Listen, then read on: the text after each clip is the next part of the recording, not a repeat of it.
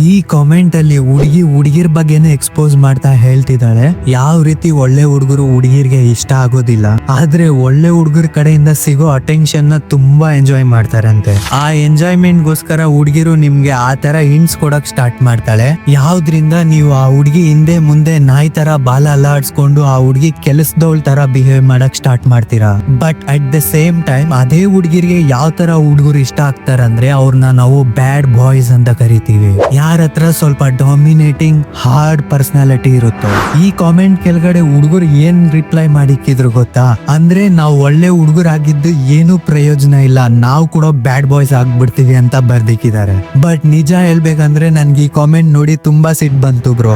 ಯಾರು ಹುಡುಗಿರ್ಗೋಸ್ಕರ ಅವ್ನು ಒಳ್ಳೆತನನ ತ್ಯಾಗ ಮಾಡ್ಬಿಡ್ತಾನೋ ಅವನು ಗಂಡಸಲ್ಲ, ಹುಡುಗಿರ್ ಪಾಲಿನ ತಲೆನೋವಾಗ್ಬಿಡ್ತಾನೆ. ನೀವ್ ಅನ್ಕೊಂಡಿದ್ದೀರಾ ಬ್ರೋ ಒಂದ್ ಕಡೆ ಹುಡುಗಿರು ಬ್ಯಾಡ್ ಬಾಯ್ಸ್ ಗೆ ಬೀಳ್ತಾರೆ, ಇನ್ನೊಂದ್ ಕಡೆ ನೀವು ಹುಡುಗಿರ್ಗೋಸ್ಕರ ನಿಮ್ ಒಳ್ಳೆತನನ ತ್ಯಾಗ ಮಾಡ್ಬೇಡಿ ಅಂತ ಇದೀರಾ.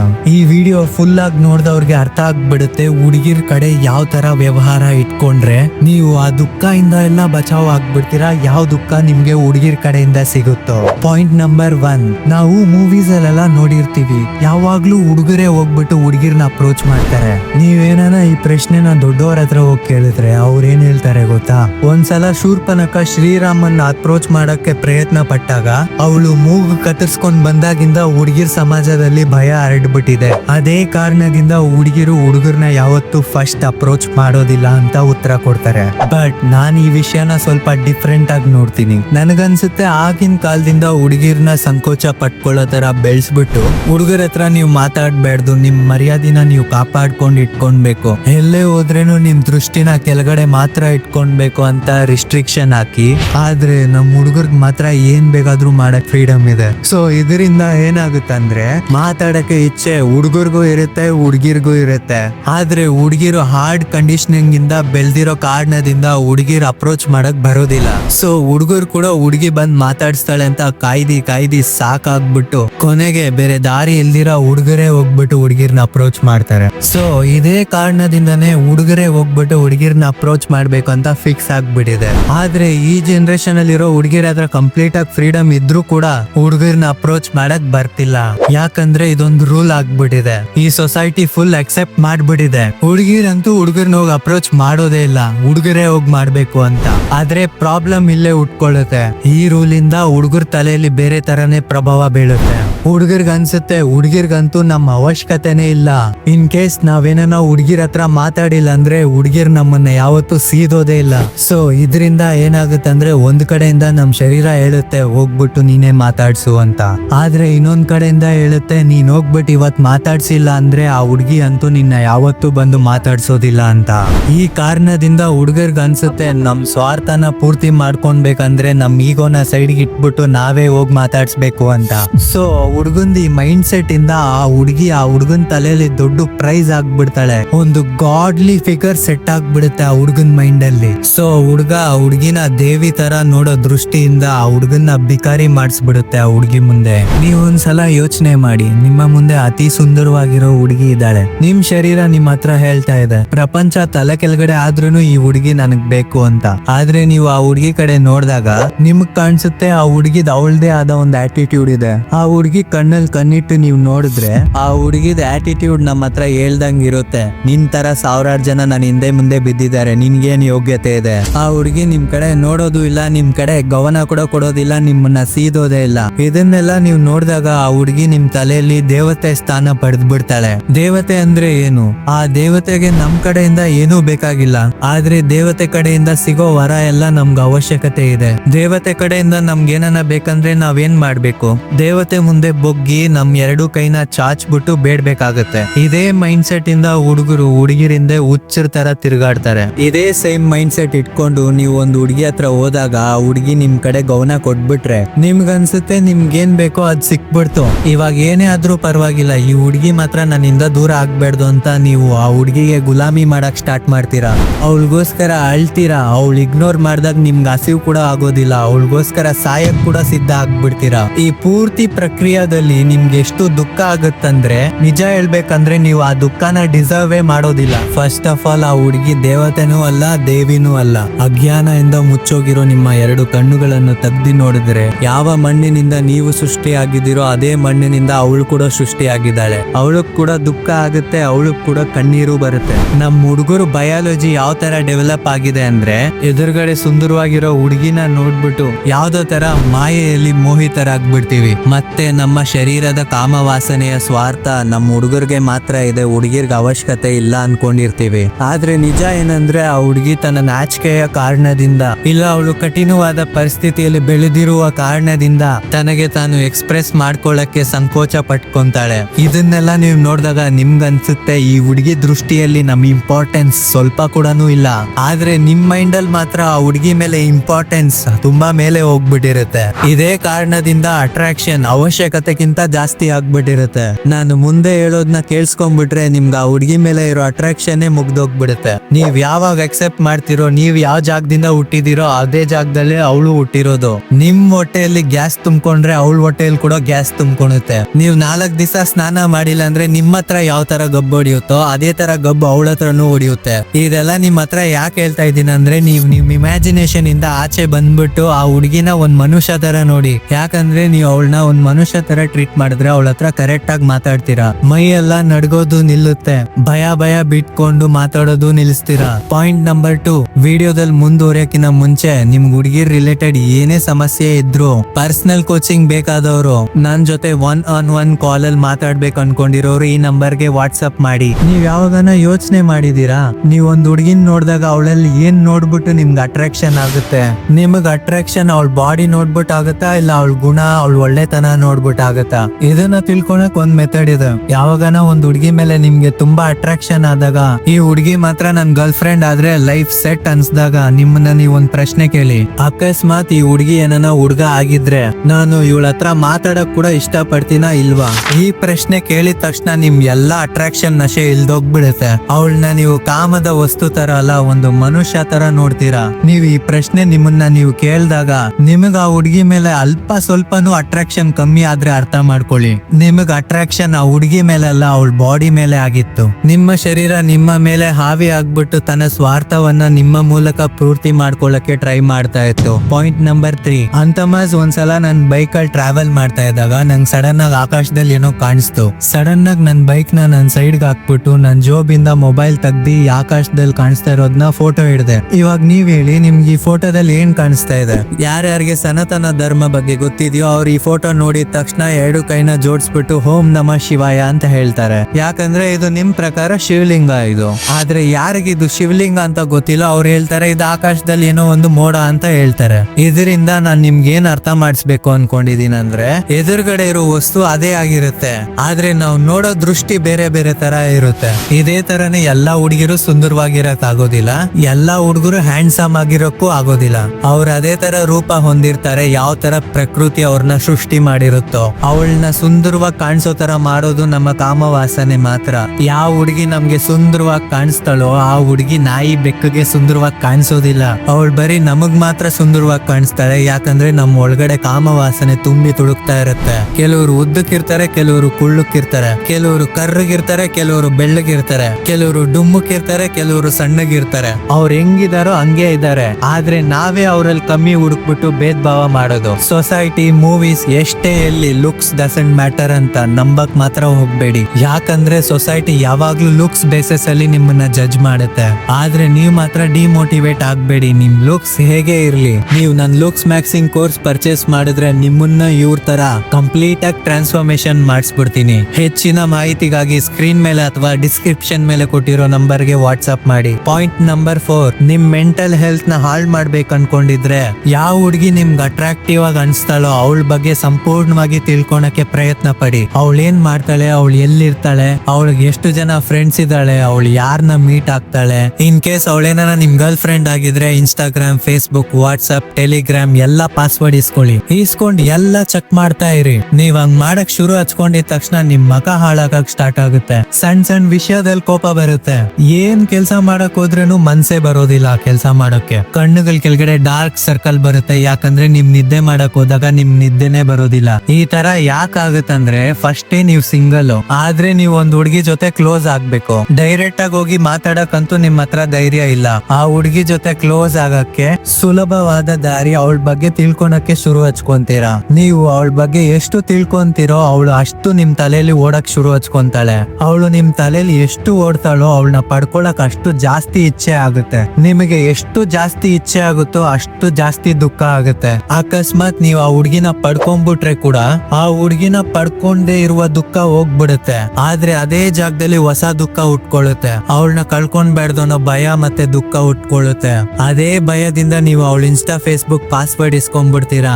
ಎಲ್ಲಿ ಹುಡುಗಿ ನಿಮ್ಮನ್ನ ಮೋಸ ಮಾಡ್ತಾ ಇದ್ದಳೋ ಇಲ್ವೋ ಅಂತ ಚೆಕ್ ಮಾಡಕ್ಕೆ. ಇನ್ ಕೇಸ್ ಆ ಹುಡ್ಗಿಗ್ ಆ ತರ ಯೋಚನೆ ಇರೋದಿಲ್ಲ ಅನ್ಕೊಳ್ಳಿ, ನೀವು ಸಣ್ಣ ಸಣ್ಣ ವಿಷಯಕ್ಕೂ ಪ್ರಶ್ನೆಗಳು ಮಾಡಿದ್ರೆ ನೀನೇನಕ್ ಇವ್ನಿಗೆ ರಿಪ್ಲೈ ಮಾಡ್ದೆ, ಇವನ ಹತ್ರ ನೀನೇನಕ್ ಮಾತಾಡ್ದೆ, ಇವ್ನ ಯಾಕೆ ಫಾಲೋ ಮಾಡಿದ್ಯಾ, ಇದೇ ವಿಷಯಗಳು ನಿಮ್ ತಲೆಯಲ್ಲಿ ಓಡ್ತಾ ಓಡ್ತಾ ನಿಮ್ಗೆ ಸರಿಯಾಗಿ ನಿದ್ದೆ ಬರ್ದಿರಾ ನೀವೊಂದು ಟಾಕ್ಸಿಕ್ ಮನುಷ್ಯ ಆಗ್ತೀರಾ. ಅದ್ರ ಬದಲು ನಿಮ್ ಮೈಂಡ್ ಸೆಟ್ ಯಾವ ತರ ಆಗಿರ್ಬೇಕಂದ್ರೆ, ಯಾವ ವಸ್ತು ನಂದಾಗಿರುತ್ತೋ ಅದು ನನ್ನ ಬಿಟ್ಟು ಯಾವತ್ತೂ ಹೋಗೋದಿಲ್ಲ, ಯಾವ್ದು ನನ್ನ ಬಿಟ್ಟು ಹೋಯ್ತೋ ಅದು ಯಾವತ್ತೂ ನಂದಾಗಿರ್ಲಿಲ್ಲ.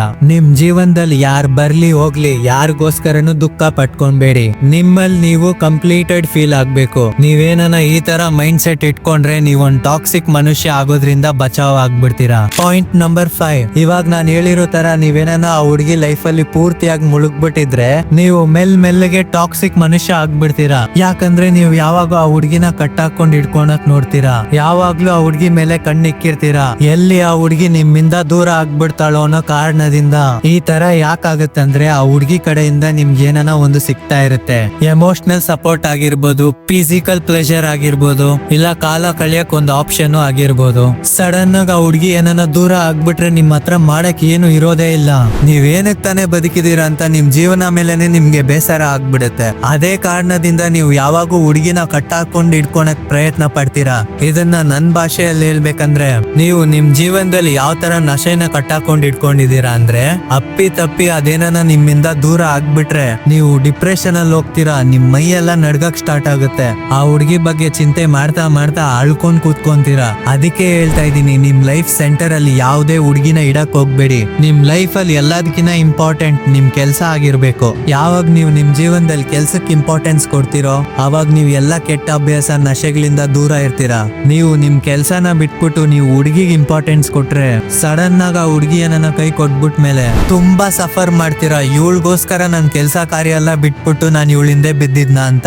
ಆಮೇಲೆ ಪಶ್ಚಾತ್ತಾಪ ಪಡ್ತೀರಾ, ನಾನ್ ಯಾರಿಗೋಸ್ಕರ ಇಷ್ಟೆಲ್ಲ ವ್ಯಾಲ್ಯೂ ಮಾಡಿದ್ನೋ ಆ ಹುಡುಗಿ ನನ್ನ ಪಡ್ಕೊಳಕ್ಕೆ ಲಾಯಕ್ಕೆ ಇರ್ಲಿಲ್ಲ. ಪಾಯಿಂಟ್ ನಂಬರ್ 6, ನಮ್ ಸುತ್ತಮುತ್ತ ಇರೋ ಪೀಪಲ್ದು ಥಿಂಕಿಂಗ್ ಯಾವ ತರ ಆಗ್ಬಿಟ್ಟಿದೆ ಅಂದ್ರೆ, ಒಬ್ಬ ವ್ಯಕ್ತಿ ಹತ್ರ ಗರ್ಲ್ ಫ್ರೆಂಡ್ ಇಲ್ಲ ಅಂದ್ರೆ ಆ ವ್ಯಕ್ತಿ ತನ್ನ ಜೀವನದಲ್ಲಿ ತುಂಬಾ ದೊಡ್ಡ ವಸ್ತುವನ್ನ ಮಿಸ್ ಮಾಡೋ ತರ ಫೀಲ್ ಮಾಡಿಸ್ತಾರೆ. ಒಂದ್ ಕಡೆ ನಮ್ ಶರೀರ ಕಾಮವಾಸನದಿಂದ ಔಟ್ ಆಫ್ ಕಂಟ್ರೋಲ್ ಆಗ್ತಾ ಇರುತ್ತೆ. ಇನ್ನೊಂದ್ ಕಡೆ ನಮ್ ಫ್ರೆಂಡ್ಸ್ ಹೇಳ್ತಾರೆ, ಬ್ರೋ ನಿನ್ ಗರ್ಲ್ ಫ್ರೆಂಡ್ ಯಾಕಿಲ್ಲ ಅಂತ. ಇನ್ನೊಂದ್ ಕಡೆಯಿಂದ ಸೊಸೈಟಿ ಹೇಳುತ್ತೆ, ನಿಂಗ್ ಚೆನ್ನಾಗಿರೋ ಹುಡ್ಗಿ ಬೇಕಂದ್ರೆ ಒಂದು ನಿನ್ ಹತ್ರ ಬೇಜಾನ್ ದುಡ್ಡಿರ್ಬೇಕು, ಇಲ್ಲ ಅಂದ್ರೆ ನಿನ್ ಹತ್ರ ಮಸ್ತ್ ಆಗಿರೋ ಜಾಬ್ ಇರ್ಬೇಕು. ಈ ಸಿಚುವೇಶನ್ ಅಲ್ಲಿ ವ್ಯಕ್ತಿ ತನ್ನ ಮಕ ಗಿಕ್ಕ ಚೆನ್ನಾಗಿದ್ರೆ ಗರ್ಲ್ ಫ್ರೆಂಡ್ ಹುಡ್ಕೋ ಪ್ರೋಸೆಸ್ ಅಲ್ಲಿ ಕಲ್ದೋಗ್ಬಿಡ್ತಾನೆ. ಈ ಪ್ರೋಸೆಸ್ ಅಲ್ಲಿ ಆ ಹುಡ್ಗನ್ ಮಕ ಯಾವ್ದನ ಹುಡ್ಗಿಗೆ ಇಷ್ಟ ಆಗಿಲ್ಲ ಅಂದ್ರೆ ಆ ವ್ಯಕ್ತಿ ಹೈಯರ್ ಪ್ಯಾಕೇಜ್ ಜಾಬ್ ಗೋಸ್ಕರ ತಯಾರಿ ಶುರು ಹಚ್ಕೊಂಡ್ಬಿಡ್ತಾನೆ. ತಯಾರಿ ಮಾಡ್ಕೊಳಕ್ಕೆ ಕಾರಣ ಮಸ್ತ್ ಆಗಿರೋ ಹುಡ್ಗಿ ಸಿಗ್ತಾಳೆ, ಮಸ್ತ್ ಆಗಿ ವರದಕ್ಷಿಣೆ ಸಿಗುತ್ತೆ ಅಂತ ಅನ್ಕೊಂಡಿದ್ರೆ ನೀವು ಓದೋದ್ರ ಕಡೆ ಗಮನ ಕೊಡಕ್ಕೆ ಆಗೋದಿಲ್ಲ. ಯಾಕಂದ್ರೆ ನೀವು ನಿಮ್ ಪ್ರಿಪರೇಷನ್ ನಿಮ್ ಹೈಯೆಸ್ಟ್ ಪೊಟೆನ್ಶಿಯಲ್ ರೀಚ್ ಆಗಕ್ಕೂ ಮಾಡ್ತಾ ಇಲ್ಲ, ಈ ಪ್ರಪಂಚದಲ್ಲಿ ಬದಲಾವಣೆ ತರಕ್ಕೂ ಮಾಡ್ತಾ ಇಲ್ಲ. ನೀವು ಜಸ್ಟ್ ನಿಮ್ ಸ್ವಾರ್ಥಕ್ಕೋಸ್ಕರ, ನಿಮ್ಮ ಶರೀರದ ಕಾಮವಾಸನೆಗೋಸ್ಕರ ಮತ್ತೆ ಸೊಸೈಟಿ ಕಡೆಯಿಂದ ಸಿಗೋ ವ್ಯಾಲಿಡೇಷನ್ ಗೋಸ್ಕರ ಮಾಡ್ತಾ ಇದ್ದೀರಾ. ಒಂದ್ ಕಡೆ ಬಾಡಿಗೆ ಸಿಗೋ ಪ್ಲೆಷರ್ ಗೋಸ್ಕರ, ಇನ್ನೊಂದ್ ಕಡೆ ಸೊಸೈಟಿಯಿಂದ ಸಿಗೋ ವ್ಯಾಲಿಡೇಷನ್ ಗೋಸ್ಕರ ನಮ್ ಗುರಿನೇ ಮರ್ತ್ ಬಿಟ್ಟಿದೀವಿ. ನನ್ ಮಾತ್ ಕೇಳಿ, ಫಸ್ಟ್ ಆಫ್ ಆಲ್ ಹುಡುಗಿರಿಂದ ಓಡೋದ್ ಬಿಡಿ. ಇದಕ್ಕಿಂತ ಇಂಪಾರ್ಟೆಂಟ್ ವಿಷಯ, ನೀವು ಈ ತರ ಹುಡುಗಿರಿಂದ ಕಿಲೋಮೀಟರ್ ದೂರ ಇರ್ಬೇಕು. ಯಾವ ಹುಡುಗಿ ಅವಳಿಗವಳು ಹಾರ್ಡ್ ವರ್ಕಿಂಗ್ ಪೀಪಲ್ ಅವಳು ರಿವಾರ್ಡೆಡ್ ತರ ಫೀಲ್ ಆಗ್ತಾಳೋ. ಇದಕ್ಕಿಂತ ಮುಂಚೆ ನಾನೇನ್ ಹೇಳ್ದೆ, ಹುಡುಗರ ಗುರಿ ಹುಡುಗಿನ ಪಡ್ಕೊಳ್ಳೋದಾಗಿದ್ರೆ ಒಂದು ಹುಡುಗಿರಿಂದ ಓಡೋಗ್ತಾನೆ, ಎರಡನೇದು ಹೈಯರ್ ಪ್ಯಾಕೇಜ್ ಜಾಬ್ ಗೋಸ್ಕರ ಪ್ರಿಪರೇಷನ್ ಶುರು ಹಚ್ಕೊಂಡ್ಬಿಡ್ತಾನೆ. ಈ ಎರಡು ಸಿಚುವೇಶನ್ ಅಲ್ಲಿ ಮೈಂಡ್ ಸೆಟ್ ಇಬ್ಬರದು ಸೇಮೇ ಅಲ್ವಾ.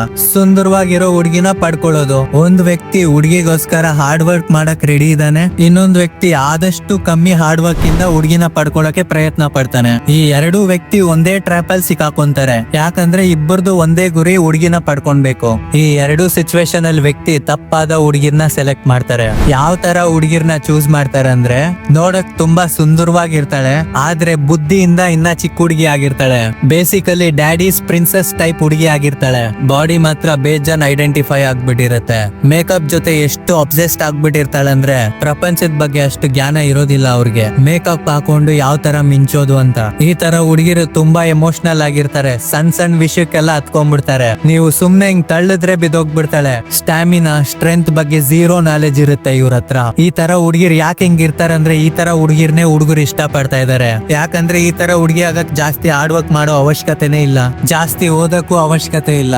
ಬರೀ ಮೇಕಪ್ ಹಾಕೊಂಡ್ ಮಿಂಚ್ಕೊಂಡಿದ್ರೆ ಸಾಕು. ಯಾರ ಹತ್ರ ಹೈಲಿ ಪೇಯಿಂಗ್ ಜಾಬ್ ಇರುತ್ತೋ ಅವ್ರು ಬಂದ್ ಕರ್ಕೊಂಡು ಹೋಗ್ತಾರೆ. ನಿಮಗ್ ಕೂಡ ಇದೇ ತರ ಹುಡುಗಿ ಬೇಕಲ್ವಾ? ಯಾಕಂದ್ರೆ ಇಂತ ಹುಡುಗಿರ್ನ ಕಂಟ್ರೋಲ್ ಮಾಡೋದ್ ತುಂಬಾ ಈಸಿ. ಇದ್ರಲ್ಲಿ ಟ್ರ್ಯಾಪ್ ಏನಂದ್ರೆ ಯಾವ ವ್ಯಕ್ತಿ ಇಂತ ಹುಡುಗಿರ್ನ ಪಡ್ಕೊಳಕ್ಕೆ ಹಾರ್ಡ್ ವರ್ಕ್ ಮಾಡ್ತಾ ಇದಾರೋ, ಕಠಿಣವಾಗಿರೋ ಎಕ್ಸಾಮ್ಸ್ ಗೆ ಪ್ರಿಪೇರ್ ಆಗ್ತಾ ಇದಾರೋ ಅಂತ ಹುಡುಗರ್ಗೆ ಇಂತ ಹುಡುಗಿರ್ ಸಿಗೋ ಚಾನ್ಸಸ್ ತುಂಬಾ ಕಮ್ಮಿ. ಇನ್ ಕೇಸ್ ಅಪ್ಪಿ ತಪ್ಪಿ ಸಿಕ್ಬಿಟ್ರೆ ಕೂಡ ಇಂತ ಹುಡುಗಿರು ಅಂತ ಹುಡುಗರ್ದು ತಲೆ ತಿಂದಾಕ್ಬಿಡ್ತಾರೆ. ಯಾಕಂದ್ರೆ ಆ ವ್ಯಕ್ತಿ ಚೂಸ್ ಮಾಡಿರೋ ಹುಡುಗಿನೇ ಆತರ.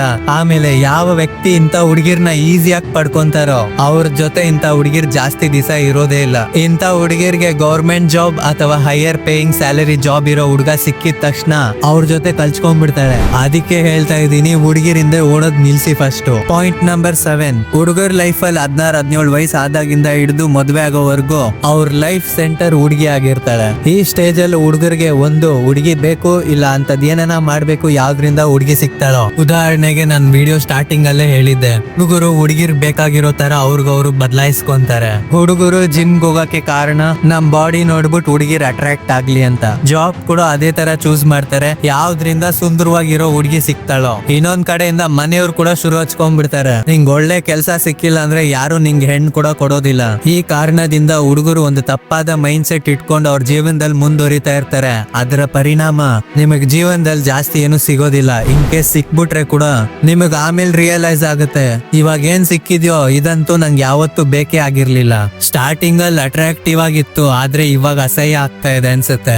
ಇದೆಲ್ಲ ಯಾಕಾಗತ್ತಂದ್ರೆ ನೀವು ನಿಮ್ಮ ಜೀವನದ ಗುರಿ ಒಂದು ಹುಡುಗಿನ ಮಾಡಿಕೊಂಡಿದ್ರಿ. ನಾನ್ ಹೇಳೋದ್ ಗಮನ ಕೊಟ್ಟು ಕೇಳಿ. ಹುಡುಗರ ಲೈಫಿನ ಪರ್ಪಸ್ ಹುಡುಗಿ ಅಲ್ಲ, ಹುಡುಗಿಯರ ಲೈಫಿನ ಪರ್ಪಸ್ ಕೂಡ ಹುಡುಗರಲ್ಲ. ಇದು ನಿಯಮ ಇದೆಯಲ್ವಾ, ಹುಡುಗ ಹುಡುಗಿರ್ಗೋಸ್ಕರ, ಹುಡುಗಿ ಹುಡುಗರ್ಗೋಸ್ಕರ ಅಂತ. ಇದು ಪ್ರಾಣಿಗಳ ಲೈಫ್ ಅಲ್ಲಿ ಅಪ್ಲೈ ಆಗತ್ತೆ, ನಮ್ ಜೀವನದಲ್ಲಿ ಅಲ್ಲ. ನಮ್ಮ ಜೀವನದ ಗುರಿ ನಮ್ಮ ಜೀವನದಲ್ಲಿ ಇರೋ ದುಃಖ ಬಂಧನಗಳಿಂದ ಮುಕ್ತಿ ಪಡ್ಕೊಳ್ಳೋದು, ಇನ್ನ ದುಃಖ ಇನ್ನ ಬಂಧನಗಳಲ್ಲಿ ಸಿಕ್ಕಾಕೊಳ್ಳೋದಲ್ಲ. ಪಾಯಿಂಟ್ ನಂಬರ್ 8, ನಾವೆಲ್ಲ ಫೀಲ್ ಮಾಡ್ತೀವಿ ನಾವ್ ಇನ್ಕಂಪ್ಲೀಟ್ ಅಂತ. ನಮ್ಮಲ್ಲಿ ಒಂಟಿತನ, ದುಃಖ ಇದನ್ನೆಲ್ಲ ಫುಲ್ಫಿಲ್ ಮಾಡಕ್ ನಾವ್ ಒಂದ್ ಹುಡುಗಿನ ಕರ್ಕೊಂಡ್ ಬರ್ತೀವಿ. ಆ ಹುಡುಗಿ ನಮ್ ಜೀವನದಲ್ಲಿ ಬಂದ ಮೇಲೆ ಸ್ವಲ್ಪ ಕ್ಷಣಕ್ ಅನ್ಸುತ್ತೆ ನಮ್ ಒಂಟಿತನ ದೂರ ಆಗಿರೋ ತರ, ಆದ್ರೆ ಅದ್ ಆ ತರ ಆಗೋದಿಲ್ಲ. ಇನ್ಫ್ಯಾಕ್ಟ್ ಒಂಟಿತನ ಇನ್ನ ಜಾಸ್ತಿ ಆಗ್ಬಿಡುತ್ತೆ. ಆದ್ರೆ ನಾವ್ ಇಲ್ಲಿಗೆ ನಿಲ್ಲೋದಿಲ್ಲ, ಇನ್ನ ಹೊಸ ಹೊಸ ವಸ್ತುಗಳನ್ನ ತಗೊಂಡ್ ಬರ್ತಾ ಇರ್ತೀವಿ ನಮ್ ಜೀವನದಲ್ಲಿ. ಆದ್ರೆ ನಾವ್ ಯಾವತ್ತೂ ಯೋಚನೆ ಮಾಡೋದಿಲ್ಲ ನಮ್ಗ್ ಒಂಟಿತನ ಏನಕ್ ಫೀಲ್ ಆಗುತ್ತೆ. ಒಂಟಿತನ ದುಃಖ ಇಂದ ದೂರ ಇರಕ್ಕೆ ಹೊಸ ಹೊಸ ವಸ್ತುಗಳಿಂದ ಓಡ್ತಾ ಇರ್ತೀವಿ. ಒಂದು ವಿಷಯ ಅರ್ಥ ಮಾಡ್ಕೊಳ್ಳಿ, ಯಾವ ಹುಡುಗಿನೂ ನಿಮ್ಮಲ್ಲಿ ನೀವು ಕಂಪ್ಲೀಟೆಡ್ ಫೀಲ್ ಮಾಡಿಸೋದಿಲ್ಲ. ನಿಮ್ಮಲ್ಲಿ ನೀವು ಒಳಗಡೆಯಿಂದ ಕಂಪ್ಲೀಟೆಡ್ ಫೀಲ್ ಆಗ್ಬೇಕಂದ್ರೆ ಅದಕ್ಕೆ ಒಂದೇ ದಾರಿ ಇರೋದು, ಆತ್ಮಜ್ಞಾನ. ನಮ್ಮನ್ನ ನಾವು ತಿಳ್ಕೊಳ್ಳೋದು. ಯಾವಾಗ ನೀವು ನಿಮ್ ಬಗ್ಗೆ ನೀವು ತಿಳ್ಕೊಳಕ್ಕೆ ಶುರು ಹಚ್ಕೊಂತೀರಾ, ನಿಮ್ಮ ಸ್ವರೂಪ ಬಗ್ಗೆ ತಿಳ್ಕೊಂತೀರಾ, ನಿಮ್ಮ ಆತ್ಮನ ಅರ್ಥ ಮಾಡ್ಕೊಳ್ತೀರಾ, ಅವಾಗ ನಿಮ್ ಒಳಗಡೆ ಇರೋ ಇನ್ಕಂಪ್ಲೀಟ್ನೆಸ್ ಎಲ್ಲ ಕ್ಲಿಯರ್ ಆಗ್ಬಿಡತ್ತೆ. ನಿಜ ಹೇಳ್ಬೇಕಂದ್ರೆ ನೀವೆಲ್ಲ ಕಂಪ್ಲೀಟೆಡ್ ಆಗಿದ್ರಿ, ನಿಮ್ಗೆ ಯಾರ ಅವಶ್ಯಕತೆನೂ ಬೇಕಾಗಿಲ್ಲ. ಹುಡುಗಿಯರಿಂದ, ಪ್ರಪಂಚದ ಮಾಯೆಯಿಂದ ನಿಮ್ಮನ್ನ ನೀವು ಮರ್ತ್ ಬಿಟ್ಟಿದ್ದೀರಾ. ಯಾವ ತರ ಆಂಜನೇಯ ಸ್ವಾಮಿ ತನ್ನ ಶಕ್ತಿಯನ್ನ ಮರ್ತ್ ಬಿಟ್ಟಿದ್ರು ಅವಾಗ ಜಾಂಬವಂತ ಅವ್ರಿಗೆ ಗುರ್ತು ಮಾಡಿದಾಗ, ಅದೇ ತರನೇ ನೀವು ನಿಮ್ ಶಕ್ತಿಯನ್ನ ಮರ್ತ್ ಬಿಟ್ಟಿದ್ದೀರಾ. ಪಾಯಿಂಟ್ ನಂಬರ್ 9, ಯಾವಾಗ ನಿಮ್ಗೆ ಅರ್ಥ ಆಗುತ್ತೋ ನಿಮಗೆ ಹುಡುಗಿರ್ ಕಡೆಯಿಂದ ಅಂತದೇನು ಸಿಗೋದಿಲ್ಲ, ಯಾವ್ದ್ರಿಂದ ನಿಮ್ಗೆ ಕಂಪ್ಲೀಟೆಡ್ ಫೀಲ್ ಆಗುತ್ತೋ ಅಥವಾ ದುಃಖ ಇಂದ ಮುಕ್ತಿ ಸಿಗುತ್ತೋ, ಅವಾಗ ನೀವು ಈ 2 ತರ ಬಿಹೇವ್ ಮಾಡ್ತೀರಾ. ಒಂದನೇದು, ಬೆಳಗ್ಗೆ ರಾತ್ರಿ ಅವಳ ಬಗ್ಗೆ ಯೋಚನೆ ಮಾಡೋದ್ ನಿಲ್ಸ್ತೀರಾ.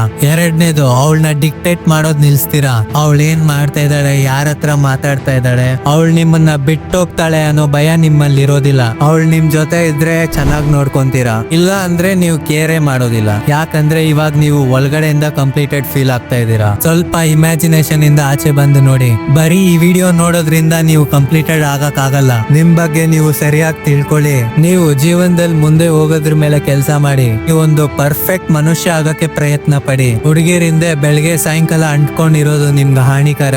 ಆ ಹುಡುಗಿಯಿಂದ ಒಂದು ಹೆಲ್ದಿ ಸ್ಪೇಸ್ ಮೇಂಟೈನ್ ಮಾಡಿ. ಯಾಕಂದ್ರೆ ಆ ಹುಡುಗಿ ಪ್ರಭಾವದಿಂದ ನೀವು ನಶೆಲ್ ಮುಳುಗೋ ಚಾನ್ಸಸ್ ಇದೆ. ಇನ್ ಕೇಸ್ ನೀವೇನ ಸಿಂಗಲ್ ಆಗಿದ್ರೆ ಅಷ್ಟು ನೀವು ನಿಮ್ಮನ್ನ ನೀವು ಸರಿ ಮಾಡ್ಕೊಳ್ಳಿ. ಮಾಡ್ಕೊಳ್ಳಿ. ನಿಮ್ ಪರ್ಸನಾಲಿಟಿ ಮೇಲೆ ಗಮನ ಕೊಡಿ. ನೀವೊಂದು ಪರ್ಫೆಕ್ಟ್ ವ್ಯಕ್ತಿ ಆಗೋದ್ರ ಬಗ್ಗೆ ಗಮನ ಕೊಡಿ. ಏನು ಮಾಡ್ದಿರಾ ನೀವು ನಿಮ್ ಜೀವನದಲ್ಲಿ ಒಂದು ಹುಡುಗಿನ ಕರ್ಕೊಂಡ್ ಬಂದ್ರೆ ನಿಮ್ ಜೀವನದ ಜೊತೆ ಆ ಹುಡುಗಿ ಜೀವನ ಕೂಡ ಹಾಳು ಮಾಡ್ಬಿಡ್ತೀರಾ. ಪಾಯಿಂಟ್ ನಂಬರ್ 10, ನಾವು ಯಾವ ತರ ಜೀವನ ಬದುಕ್ತಾ ಇದೀವಿ, ಯಾವ ತರ ಜನ ಜೊತೆ ಜೀವನ ಮಾಡ್ತಾ ಇದೀವಿ, ಈ ಎರಡರಲ್ಲೂ ಡಿಫ್ರೆನ್ಸ್ ಇದೆ. ಸಪೋಸ್ ನೀವೇನ ನಿಮ್ ಜೀವನದಲ್ಲಿ ಜನನ ಚೇಂಜ್ ಮಾಡಿದ್ರೆ ನಿಮ್ ಜೀವನ ಚೇಂಜ್ ಆಗ್ಬಿಡತ್ತೆ. ನಿಮ್ ಜೀವನನ ಚೇಂಜ್ ಮಾಡ್ಕೊಂಡ್ರೆ ಜನ ಚೇಂಜ್ ಆಗ್ಬಿಡ್ತಾರೆ. ಬೇಸಿಕಲಿ ನಮ್ ಜೀವನದಲ್ಲಿ ಇರೋ ಜನ ನಮ್ ಫ್ರೆಂಡ್ಸ್ ನ ಚೇಂಜ್ ಮಾಡ್ಕೊಳಕ್ಕೆ ಪ್ರಾಬ್ಲಮ್ ಆಗುತ್ತೆ. ಯಾಕಂದ್ರೆ ನಾವು ಅವ್ರ ಜೊತೆ ಅಟ್ಯಾಚ್ ಆಗ್ಬಿಟ್ಟಿರ್ತೀವಿ. ಅದಕ್ಕೆ ಈಸಿ ಮೆಥಡ್ ಏನಂದ್ರೆ ನೀವು ನಿಮ್ ಜೀವನನ ಚೇಂಜ್ ಮಾಡ್ಕೊಳ್ಳಿ. ಯಾವಾಗ ನೀವು ನಿಮ್ ಜೀವನನ ಚೇಂಜ್ ಮಾಡ್ಕೊಂತೀರೋ ಅವಾಗ ನಿಮ್ ಜೀವನದಲ್ಲಿರೋ ನೆಗೆಟಿವ್ ಪೀಪಲ್ ಆಟೋಮೆಟಿಕ್ಲಿ ಚೇಂಜ್ ಆಗ್ಬಿಡ್ತಾರೆ. ಅದಕ್ಕೆ ನಿಮ್ ಜೀವನ ಮೇಲೆ ಗಮನ ಕೊಡಿ. ನೀವು ಒಂದು ಸರಿಯಾದ ವ್ಯಕ್ತಿ ಆಗೋದ್ರ ಮೇಲೆ ಫೋಕಸ್ ಮಾಡಿ. ನೀವು